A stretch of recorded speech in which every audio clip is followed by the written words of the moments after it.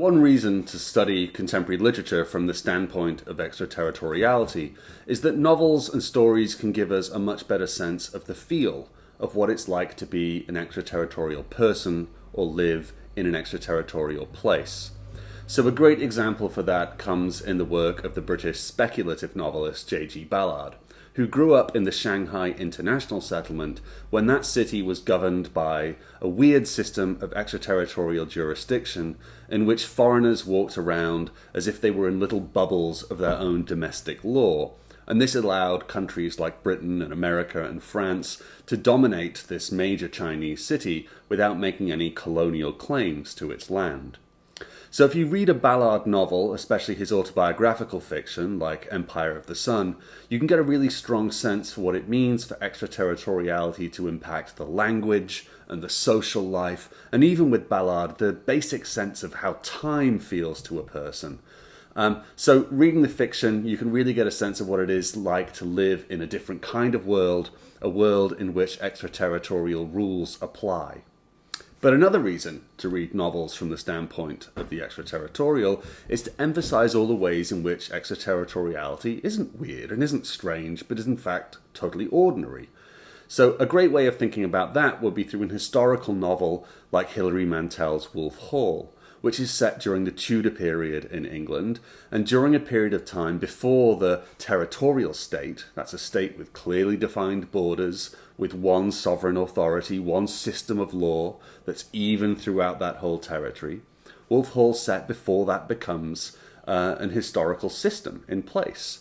And so it helps undo our sense that extraterritoriality is an exception to the territorial norm. In fact, novels like Wolf Hall remind us that for thousands and thousands of years of human history, there was no such thing as the territorial state. And so thinking about globalization, thinking about the 21st century, with extraterritoriality in mind, becomes a lot easier to do through an encounter with historical fiction, which sends us back to a time before the territorial state became the presumed norm that it arguably never was.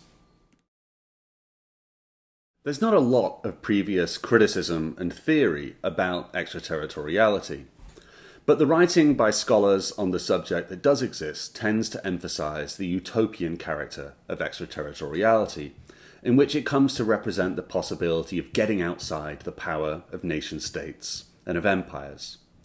Now, within the literary world, a great example of that kind of thinking is China Miéville's fantasy novel, The Scar. Now, The Scar is set on a city called Armada, and the strange thing about Armada is it's not on land, it's a floating city. It's made up of a whole mass of boats and ships all lashed together, and it spends its time sailing international waters outside of the power of any other state or empire.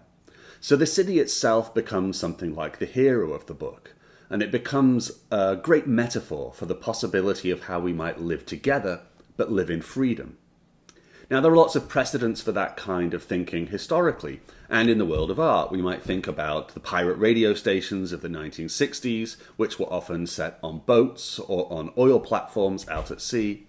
And there's a great Israeli curatorial project called Ex-Territory Project, which creates space for Arab and Israeli artists to exhibit together by hosting artistic events on the waters of the Mediterranean, outside of Israeli territorial waters.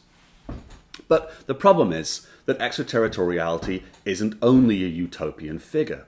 There are plenty of examples of how extraterritorial spaces get used for political and ethical purposes which we might regret or protest against.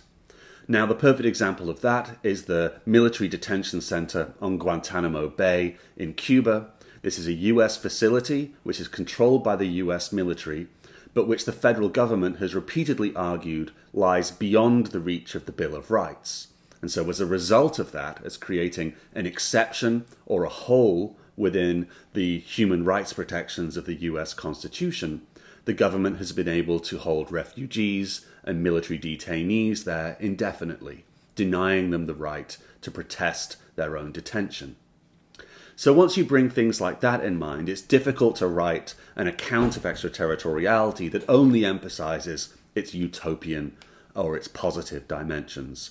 And so in the book, just as I've tried to find a balance between thinking about extraterritoriality of space and extraterritoriality of person, so I've emphasized the way in which it can be thought of as having open or utopian dimensions and closed or dystopian dimensions. And for me, that's part of the concept's explanatory power. Because although we don't want to live without utopian ideals and aspirations, there's no way, I think, we can reasonably look around the global culture of the 21st century and describe it as a utopia.